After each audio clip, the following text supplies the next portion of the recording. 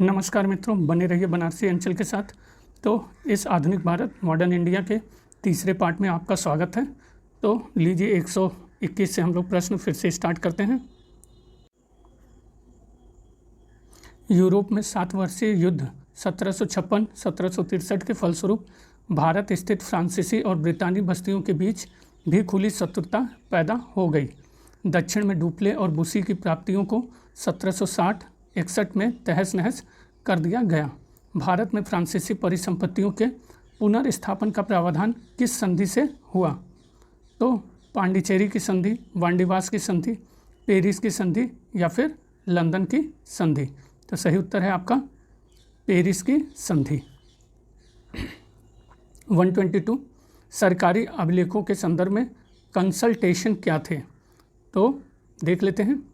बंगाल में अंग्रेज east India company के तमाम किस्म के कारोबार, अंग्रेजी ईस्ट इंडिया कंपनी के तमाम किस्म के सैन्य अभिलेख, प्रेसिडेंसियों के गवर्नरों को उनके सलाहकारों की रिपोर्ट, शिक्षा और न्यायपालिका से संबंधित अभिलेख।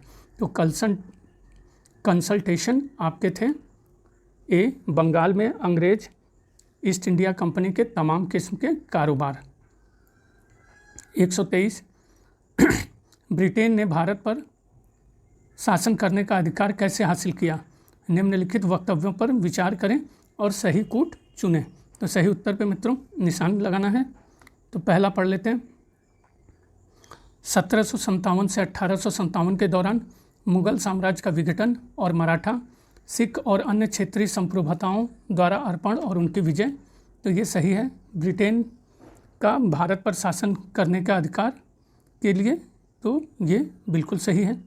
दूसरा, ब्रिटिश संवैधानिक विधि और यूरोप में प्रतिपादित लॉ ऑफ नेशंस के अधीन भारत में संप्रभुता में ब्रिटिश संसद का प्राधिकार और सभी सभ्य राष्ट्रों की मान्यता शामिल थी। सही है। तो ये भी आपका बिल्कुल सही है। सी या थर्ड, चार्टर प्रदान किए जाने से ईस्ट इंडिया कंपनी को संप्रभुता का दर्जा मिला और पेरिस और वर्सेल्स की संधियाँ और कांग्रेस ऑफ वियना के ने इस दर्जे की अंतर्राष्ट्रीय मान्यता संप्रेषित की। तो ये भी सही है, बिल्कुल सही है। चौथा, 1857 के विद्रोह के दमन के बाद मुगल शहंशाह ने ब्रिटेन को संप्रभुता हस्तांतरित की। तो सही उत्तर आप देख लीजिए। सॉरी मित्रों,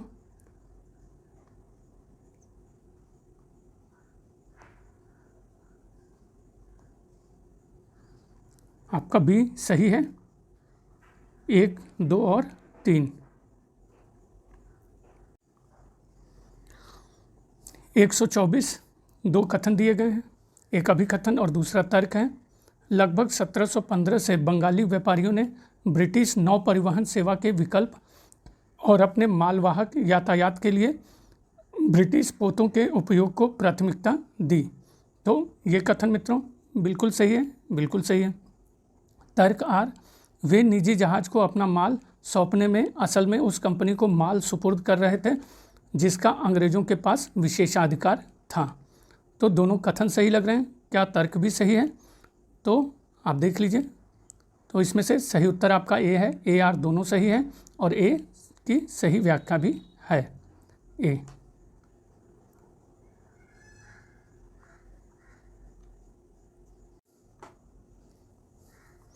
/ 125 निम्न घटनाओं पर विचार कीजिए तथा उन्हें क्रमानुसार व्यवस्थित कीजिए और नीचे दिए गए कूट का प्रयोग कर सही उत्तर का चयन कीजिए। तो देख लीजिए, श्रीरंगपट्टनम की संधि, सूरत की संधि, सालबाई की संधि और बैसिन की संधि। तो सही उत्तर इस प्रकार है मित्रों। सूरत की संधि 1775 ईस्वी, फिर सालबाई की संधि 1782, श्रीरंगपट्टनम की संधि 1792, बसीन की संधि 1802। 126वां, इनमें से किसने भारत में बैप्टिस्टिक मिशनरियों की गतिविधियों को विनाशक माना? Bentinck, Macaulay, Wellesley, Hastings. तो जिसने भारत में बैप्टिस्टिक मिशनरियों की गतिविधियों को विनाशक माना वो था आपका वेलेजली। 127 कौन सा मैसूर युद्ध मंगलौर की संधि के साथ समाप्त हुआ? प्रथम, तृतीय, चतुर्थ या द्वितीय? तो जो मैसूर युद्ध मंगलौर की संधि के साथ समाप्त हुआ वो है आपका डी, मतलब द्वितीय। 128, डलहौजी के पहले विलय का सिद्धांत किस राज्य पर लागू किया जा चुका था? मांडवी, कोलाबा, जालौर, सूरत या उपयुक्त सभी? तो डलहौजी के पहले विलय का सिद्धांत जिस राज्य पर लागू किया जा चुका था वह है आपका मांडवी, कोलाबा, जालौर और सूरत, ये सभी। फिर से 2 वक्तव्य दिए गए हैं, कथन और कारण। तो पहले कथन पढ़ लेते हैं। 1892 तक साम्राज्यिक और प्रांतीय विधान परिषदों के पूर्ण रूपेण मनोनीत निकाय होने के बावजूद उनके पास बजट पर चर्चा और प्रश्न पूछने के संवैधानिक अधिकार थे। कारण, इल्बर्ट विधेयक से उठा तूफान सर्वाधिक उग्र था, लेकिन किसी भी तरह से गोरों के नस्लवाद की एकमात्र अभिव्यक्ति नहीं था। तो आपका ए गलत है और आर सही है, देख लीजिए। 130, किस अधिनियम के अंतर्गत ICS के लिए प्रथम परीक्षा इलाहाबाद में आयोजित की गई? मॉर्ले मिंटो सुधार अधिनियम 1909, 1892 का भारत परिषद अधिनियम, 1919 का रॉलेट अधिनियम, 1919 का भारत सरकार अधिनियम। तो जिस अधिनियम के अंतर्गत ICS के लिए प्रथम परीक्षा इलाहाबाद में आयोजित की गई वो है आपका 1919 का भारत सरकार अधिनियम। 131, बंगाल विभाजन के बाद पूर्वी बंगाल का प्रथम गवर्नर कौन बना? ब्लैमफील्ड Fuller, Charles Grant, Charles Napier या मेटकाफ? तो बंगाल विभाजन के बाद पूर्वी बंगाल का प्रथम गवर्नर आपके ब्लैमफील्ड फुलर बना। 132, 1901 ईस्वी के सिंचाई आयोग का अध्यक्ष कौन था? मार्टिन बर्ड, मुनरो, सर सी स्कॉट, मॉन्फ्रिफ, लॉर्ड कर्जन? तो 1901 के सिंचाई आयोग का अध्यक्ष आपके था Lord Curzon. Sorry, Lord Curzon सिंचाई आयोग का अध्यक्ष नहीं था मित्रों, सर सी स्कॉट मॉन्क्रिफ। 133, किस वायसराय द्वारा अंग्रेजों को प्रतिबंधित कर दिया गया था? Lord Hardinge, lord Canning, lord Willingdon, lord Chelmsford? तो जिस वायसराय द्वारा अंग्रेजों को प्रतिबंधित कर दिया गया था वो है, जिस वायसराय द्वारा कांग्रेस को प्रतिबंधित कर दिया गया था वो है लॉर्ड विलिंगटन। 134, निम्नलिखित में से किसने 1899 में कलकत्ता कारपोरेशन एक्ट पारित किया? Lord Dufferin, Lord Curzon, Lord Ripon, Lord Minto? तो जिसने 1899 में कलकत्ता कारपोरेशन एक्ट पारित किया वो है आपका बी, लॉर्ड कर्जन। 135, किस युद्ध के बाद मैसूर के टीपू सुल्तान को सहायक राज्य बनने के लिए बाध्य किया गया? प्रथम आंग्ल मैसूर युद्ध, द्वितीय, तृतीय या चतुर्थ आंग्ल मैसूर युद्ध? तो जिस युद्ध के बाद मैसूर के टीपू सुल्तान को सहायक राज्य बनने के लिए बाध्य किया गया वो था आपका तृतीय आंग्ल मैसूर युद्ध। 136, कादरी सिलसिला के सूफी संत लाहौर के मियाँ मीर किसके राज्यकाल से संबंधित थे? हुमायूं, बाबर, जहांगीर, जहांदशा? तो ये मित्रों मेडुअल हिस्ट्री का प्रश्न आ गया है आधुनिक में, कोई बात नहीं। तो देख लेते हैं, कादरी सिलसिला के सूफी संत लाहौर के मियाँ मीर जिसके राज्यकाल से संबंधित थे वो है आपका जहांगीर। 137, किसने वर्नाकुलर प्रेस एक्ट समाप्त किया? Lord Lytton, Ripon, lord Curzon, lord Wellesley? तो जिसने वर्नाकुलर प्रेस एक्ट को समाप्त किया वो है आपके बी, लॉर्ड रिपन। 138, निम्नलिखित भारतीय शासकों में कौन भारतीय सहायक संधि में सम्मिलित हुआ?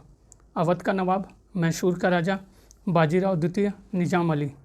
तो जो सर्वप्रथम सहायक संधि में भारतीय शासक शामिल हुआ वो है आपका डी, निजाम अली। 139, डुप्ले की अवज्ञा कर लॉ बारदूनों द्वारा अंग्रेज ईस्ट इंडिया कंपनी को पुनः मद्रास लौटा दिए जाने के पीछे निम्नलिखित में से कौन सा कारक नहीं था? तो नहीं पे फिर से विशेष ध्यान रहेगा मित्रों।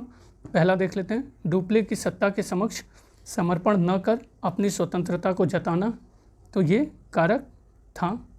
बी, संभवतः ब्रिटिश ईस्ट इंडिया कंपनी ने स्वयं के लिए उसे कोई उपहार प्राप्त हुआ था, ये बिल्कुल सही है।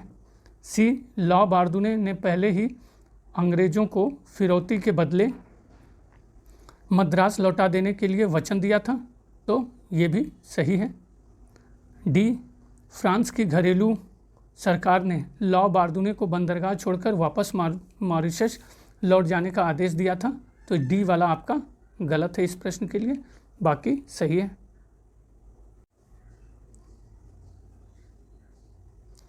140, अंग्रेज़ों द्वारा देशी रियासत के साथ की गई निम्न संधियों को काल क्रमानुसार सजाइए और सही उत्तर कूट का चयन करिए। सालबाई की संधि, बसीन की संधि, श्रीरंगपट्टनम की संधि और इलाहाबाद और कड़ा की संधि। तो देख लीजिए सही उत्तर मित्रों, ए दिया हुआ है, पहले इलाहाबाद और कड़ा की संधि, फिर सालबाई, फिर श्रीरंगपट्टनम और अंतिम में बसीन की संधि। तो ईयर वाइज ये देख लेते हैं। इलाहाबाद और कड़ा की संधि 1765, सालबाई की संधि 1782, श्रीरंगपट्टनम की संधि 1799, बसीन की संधि 1802। 141, अंग्रेज़ों द्वारा देशी रियासतों के साथ की गई निम्न संधियों को सही कालक्रम में व्यवस्थित करें और कूट की सहायता से सही उत्तर का चयन करें। देख लीजिए, असाय की संधि, लाहौर की संधि, राजापुर की संधि, हैदराबाद के निज़ाम के साथ संधि। तो सही उत्तर है मित्रों आपका बी। ईयर वाइज देख लीजिए, हैदराबाद के निज़ाम के साथ सहायक संधि 1798, असाई की संधि 1803, राजापुर घाट की संधि 1804, लाहौर की संधि 1846। 142, ब्रिटिश ईस्ट इंडिया कंपनी की स्थापना कब हुई थी? 15वीं शताब्दी के आरंभिक काल में, 16वीं शताब्दी के आरंभिक काल में, 16वीं शताब्दी के अंतिम काल में, 17वीं शताब्दी के आरंभिक काल में। तो ब्रिटिश ईस्ट इंडिया कंपनी की स्थापना आपके 16वीं शताब्दी के अंतिम काल में हुई थी। 143, काल कोठरी ब्लैक होल घटना को किसने सनसनीखेज बना दिया था? रॉबर्ट क्लाइव, वेरेलस्ट, हॉलवेल या वाटसन? तो काल कोठरी की घटना को जिसने सनसनीखेज बना दिया वो था आपका हॉलवेल। 144, कलकत्ता के फोर्ट विलियम का प्रथम सभापति कौन था? Charles Eyre, John Child, George Oxenden, Gerald Aungier? तो कलकत्ता के फोर्ट विलियम का प्रथम सभापति चार्ल्स आयर था।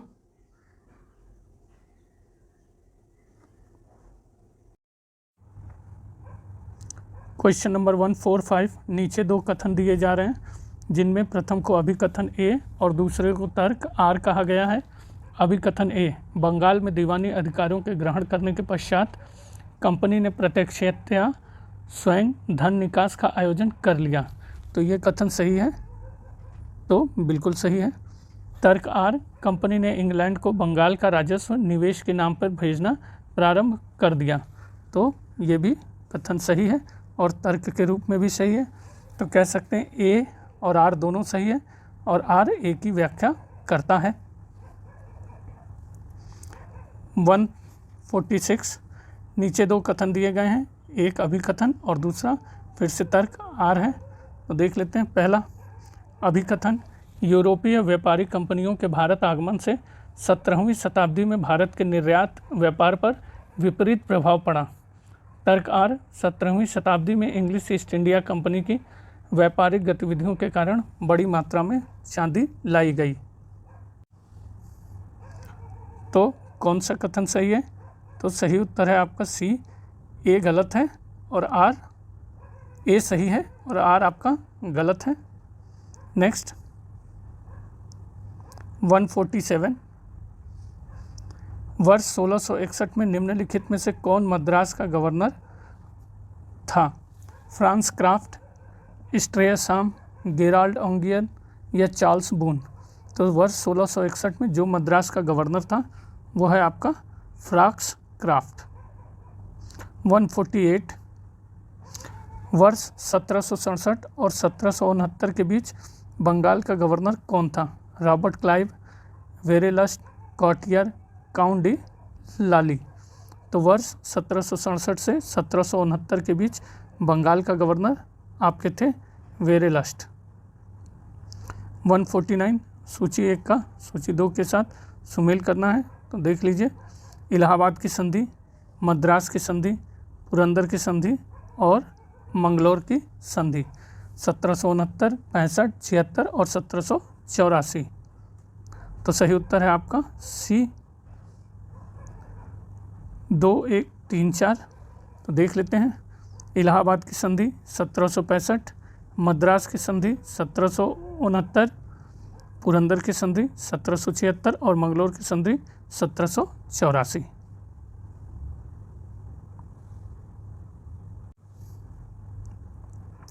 वन 150 सुमेल करने के लिए फिर से स्थान और ब्रिटिश राज्य में मिलाने का वर्ष झांसी, संभलपुर, अवध और नागपुर 1849, 1853, 1854, 1856। तो सही उत्तर है आपका डी 2, 1, 3, 4। तो वर्ष देख लीजिए। झांसी 1853, संभलपुर 1849, अवध 1856, नागपुर 1854। 151 उन राज्यों को क्रमानुसार दीजिए जिनका विलय लॉर्ड डलहौजी ने लैप्स की नीति के अधीन किया। झांसी, उदयपुर, सतारा, संभलपुर। तो जिनका विलय लॉर्ड डलहौजी ने लैप्स की नीति के अधीन किया तो वो क्रम के अनुसार आपके हैं, देख लीजिए सी। तो कह सकते हैं पहले नंबर पर सतारा, दूसरे पे संभलपुर, तीसरे पे उदयपुर और लास्ट में झांसी। 152 परमोच्च शक्ति वह है जिसका उपयोग ब्रिटिश सरकार परम उच्च शक्ति के रूप में करती है। भारतीय प्रांतों के संबंध में, प्रेसिडेंसी टाउनों के संबंध में, जमींदारों के संबंध में, राजा रजवाड़ों के राज्यों के संबंध में। तो परमोच्च शक्ति वह शक्ति है जिसका उपयोग ब्रिटिश सरकार परम उच्च शक्ति के रूप में करती है, वो है आपका राजा रजवाड़ों के राज्यों के संबंध में। 153 कथन ए भारत के प्रारंभिक ब्रिटिश प्रशासकों ने 18वीं सदी को अस्थिरता और असुरक्षा की कालावधि के रूप में देखा था। तो कथन सही है मित्रों, अनुमान लगाइए। कथन बिल्कुल सही है। आर इस कालावधि के दौरान भारत में ब्रिटिश सत्ता का उदय मुगल सत्ता के ह्रास होने की वजह से हुआ था और परिणाम स्वरूप राजनीतिक, सैन्य और आर्थिक अव्यवस्था फैल गई। तो कारण सही लग रहा है मित्रों, बिल्कुल सही है। कथन भी सही है और कारण के रूप में भी सही है। तो कह सकते हैं दोनों कथन बिल्कुल सही है और आर ए की व्याख्या करता है। 154 इंग्लिश ईस्ट इंडिया कंपनी द्वारा निम्नलिखित भारतीय क्षेत्रों पर कब्जा करने को काल क्रमानुसार व्यवस्थित करिए। पंजाब, सिंध, नागपुर, सतारा। तो सही उत्तर क्या है? जो पहले आपका सिंध है और फिर आपका सतारा, फिर पंजाब, फिर नागपुर। 155 स्वतंत्रता की चाह में टीपू द्वारा किए गए परिवर्तनों में से कौन सा इसमें शामिल नहीं था? ए उसने खुतबा में अपना नाम शामिल करवाया था, बिल्कुल।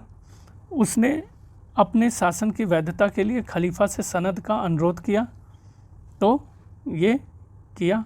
उसने अपनी स्वतंत्र मुद्रा जारी की, ये भी किया कि नहीं? बिल्कुल किया।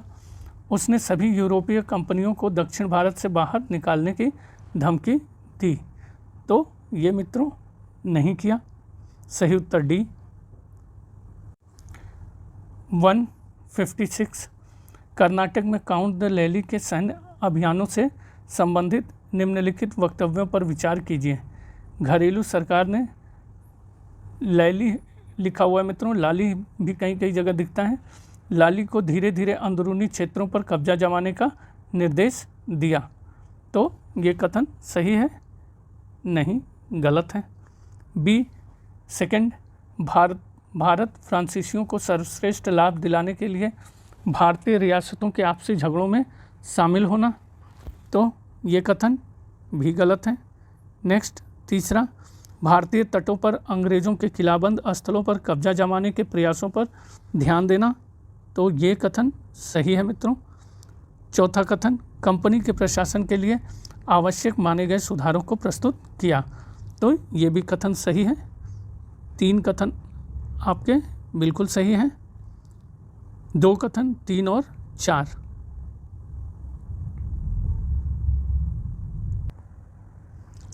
वन 57, निम्नलिखित में से किसके बीच 1802 में बेसिन की संधि पर हस्ताक्षर किए गए?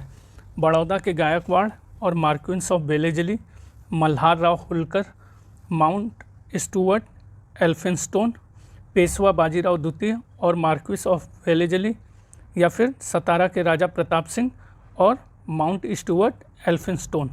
तो 1802 की बेसिन की संधि आपकी हस्ताक्षर किए गए सी, पेशवा बाजीराव द्वितीय और मार्क्विस ऑफ वेलेजली। 158, उस अंग्रेज अधिकारी का नाम बताइए जिसने चंद्रगिरी के शासक से वर्ष 1639 में मद्रास पट्टे पर लिया। Sir George Oxenden, Francis Day, sir Thomas Roe, sir John Child. तो अंग्रेज अधिकारी, वह अंग्रेज अधिकारी जिसने चंद्रगिरी के शासक से वर्ष 1639 में मद्रास पट्टे पर लिया था, वो है आपका फ्रांसिस डे। नेक्स्ट 159, कथन और कारण का दिया गया है मित्रों, तो देख लीजिए। पहला कथन, अंग्रेजों ने पलासी की लड़ाई को किसी वास्तविक लड़ाई के बिना ही जीत लिया। कारण, पलासी की लड़ाई ने अंग्रेजों को बंगाल, बिहार और उड़ीसा में राजनीतिक पैर रखने का अवसर दिया। तो कथन भी सही है और कारण भी आपका सही है। ए आर दोनों सही हैं और आर ए की सही व्याख्या भी है। 160, निम्नलिखित में से कौन सा केंद्र भारत में डच वाणिज्यिक केंद्र नहीं था? हुगली, मसूलीपट्टनम, करिकाल, बालासोर। तो जो केंद्र भारत में डच वाणिज्यिक केंद्र नहीं था वो है आपका हुगली, जबकि मसूलीपट्टनम, करिकाल और बालासोर डच वाणिज्यिक केंद्र थे। 161, नीचे 2 कथन दिए गए हैं, फिर से अभिकथन और दूसरा कारण आर है। पहला, ईस्ट इंडिया कंपनी ने 17वीं शताब्दी के अंत तक अपने पुर्तगाली एवं डच व्यापारिक प्रतिद्वंदियों को रास्ते से हटा दिया था। कारण, अंग्रेज व्यापारी उच्च कोटि की वस्तुओं को सस्ते दामों पर बेचते थे। तो देख लीजिए, अपना अनुमान लगाइए मित्रों, कौन सा सही है? तो सही उत्तर है आपका सी, ए सही है, आर गलत है। तो ईस्ट इंडिया कंपनी ने 17वीं शताब्दी के अंत तक अपने पुर्तगाली एवं डच व्यापारिक प्रतिद्वंदियों को रास्ते से हटा दिया था। 162, बेसिन की संधि 1802 किस किस के बीच हुई? अंग्रेज और टीपू सुल्तान, अंग्रेज और होलकर, अंग्रेज और गायकवाड़, अंग्रेज और पेशवा बाजीराव द्वितीय। तो बेसिन की संधि 1802 जिसके बीच हुई वो है अंग्रेज और पेशवा बाजीराव द्वितीय। 163, निम्नलिखित में से कौन चतुराईपूर्ण निष्क्रियता की नीति के साथ जुड़ा है? William Bentinck, Lord Canning, John Lawrence, Lord Mayo. तो जो चतुराईपूर्ण निष्क्रियता की नीति के साथ जुड़ा है वो है आपका John Lawrence. 164, East India Company को किस लोकप्रिय नाम से पुकारा जाता था? Company of merchants of London, John company, company of interlopers, Job Charnock company. तो ईस्ट इंडिया कंपनी को जिस लोकप्रिय नाम से पुकारा जाता था वो है आपकी company of merchants of London. 165, Bharat में सर्वप्रथम आने वाले यूरोपीय कौन थे? फ्रांसीसी, ब्रिटिश, पुर्तगाली, स्पेनिश। तो भारत में सर्वप्रथम आने वाले यूरोपीय थे आपके पुर्तगाली। 166, अंग्रेज़ों द्वारा हस्तगत बम्बई पर पूर्वाधिकार किसका था? पुर्तगाली, डच, डेन, फ्रांसीसी। तो अंग्रेज़ों द्वारा हस्तगत बम्बई पर पूर्वाधिकार आपके पुर्तगालियों का था। 167 ब्लैक होल कालकोठरी दुर्घटना कब घटित हुई? 21 जून 1756, 20 मई 1756, 20 जून 1756 या 19 जून 1756? तो ब्लैक होल कालकोठरी दुर्घटना आपकी घटित हुई थी 20 जून 1756।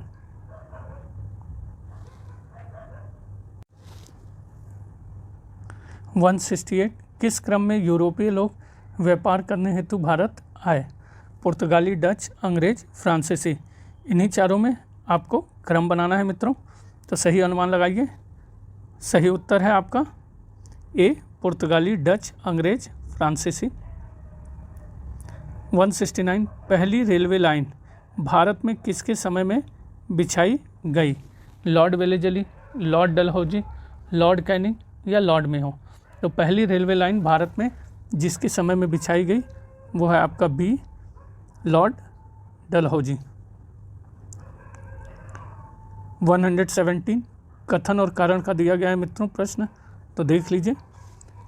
कथन ए, सिराजुद्दौला को एक बहुत छोटी इंग्लिश ईस्ट इंडिया कंपनी की सेना की टुकड़ी ने परास्त किया। कारण, वह हिंदुओं की सहायता प्राप्त न कर सका। तो सही उत्तर क्या है देख लीजिए। सी, ए सही है, आर गलत। तो सही कथन है सिराजुद्दौला को एक बहुत छोटी इंग्लिश ईस्ट इंडिया कंपनी की सेना की टुकड़ी ने परास्त किया। 171 1498 में वास्को डी गामा भारत में कहाँ पहुँचा था? सूरत, कन्याकुमारी, कालीकट, मालाबार। तो 1498 में वास्को डी गामा भारत में कालीकट में पहुँचा था। 172 पलासी के युद्ध में अंग्रेज़ों ने हराया। मीर कासिम को, शुजाउद्दौला को, सिराजुद्दौला को, मीर जाफ़र को। तो पलासी के युद्ध में अंग्रेज़ों ने हराया आपके सी, सिराजुद्दौला को। 173 भारत का कौन सा शासक जैकोबिन क्लब का सदस्य बन गया? हैदर अली, रंजीत सिंह, टीपू सुल्तान, निजाम ऑफ हैदराबाद। तो भारत का जो शासक जैकोबिन क्लब का सदस्य बन गया वह है आपका टीपू सुल्तान। 174 भारत का प्रथम गवर्नर जनरल था? Warren Hastings, Lord Amherst, sir George Barlow, Lord Dalhousie. तो भारत का प्रथम गवर्नर जनरल था आपके वारेन हेस्टिंग्स। सूची 1 का सूची 2 के साथ सुमेल करना है। भारत में पुर्तगाली व्यापार, ब्रिटिश ईस्ट इंडिया कंपनी, फ्रांसीसी ईस्ट इंडिया कंपनी और डच ईस्ट इंडिया कंपनी का। तो देख लीजिए 1503, 1602, 1600 और 1664। तो सही अनुमान लगा लीजिए अपना मित्रों, कौन सा है आपके अनुमान से। तो सही उत्तर की तरफ बढ़ते हैं। ए 1, 3, 4, 2। तो कह सकते हैं भारत में पुर्तगाली व्यापार 1503, ब्रिटिश ईस्ट इंडिया कंपनी 1600, फ्रांसीसी East India company 1664, Dutch East India company 1602। 176 Bengal में दोहरा शासन का अंत किस गवर्नर के शासनकाल में हुआ था? Lord Warren Hastings, Lord Clive, Lord Barlow, Lord Cornwallis. तो बंगाल में दोहरा शासन का अंत जिस गवर्नर के शासनकाल में हुआ वह है लॉर्ड वारेन हेस्टिंग्स। 177 जब पलासी का युद्ध 1757 अपने चरम पर था तो कौन सिराजुद्दौला का साथ छोड़कर लॉर्ड क्लाइव के अधीन अंग्रेज़ों से जा मिला था? राय दुर्लभ, मीर जाफ़र, जगत सेठ, अमीन चंद। तो जब पलासी का युद्ध 1757 अपने चरम पर था तो जो सिराजुद्दौला का साथ छोड़कर लॉर्ड क्लाइव के अधीन अंग्रेज़ों से जा मिला था वह है आपका मीर जाफ़र। 178 एक पुर्तगाली नाविक वास्को डी गामा जब कालीकट के बंदरगाह पर पहुंचा और भारत के लिए समुद्री मार्ग की खोज की 22 अप्रैल 1298, 22 अप्रैल 1398, 17 मई 1498, 22 अप्रैल 1598। तो एक पुर्तगाली नाविक वास्को डी गामा जब कालीकट के बंदरगाह पर पहुंचा और भारत के लिए समुद्री मार्ग की खोज की वह तारीख थी 17 मई 1498। 179 अंग्रेजी फ़ौज को किसके द्वारा अतिरिक्त भत्ता दुगना भत्ता दिया गया था? मीर जाफ़र, शाह आलम द्वितीय, नजमुद्दौला, डुप्लेक्स। तो अंग्रेजी फ़ौज को जिसके द्वारा अतिरिक्त भत्ता दुगना भत्ता दिया गया था वो है आपका मीर जाफ़र। 180 पांडिचेरी स्थापित किया गया था इसके द्वारा? Dumas, duplex, Martin, law वार्डोनाइस। तो पांडिचेरी स्थापित किया गया था आपके मार्टिन के द्वारा। तो ये मित्रों इस सीरीज़ का अंतिम प्रश्न था और इसके बाद भी ये सीरीज़ चलती रहेगी मित्रों, और इसमें कई सारे प्रश्न हैं और मैं एक्सप्लेन नहीं कर रहा हूँ मित्रों, आप अपना अंदाज़ा लगाइए, अनुमान लगाइए और अपना आकलन कीजिए। बने रहने के लिए बनारसी अंचल के साथ बहुत बहुत धन्यवाद। प्लीज़ सब्सक्राइब कर लीजिए।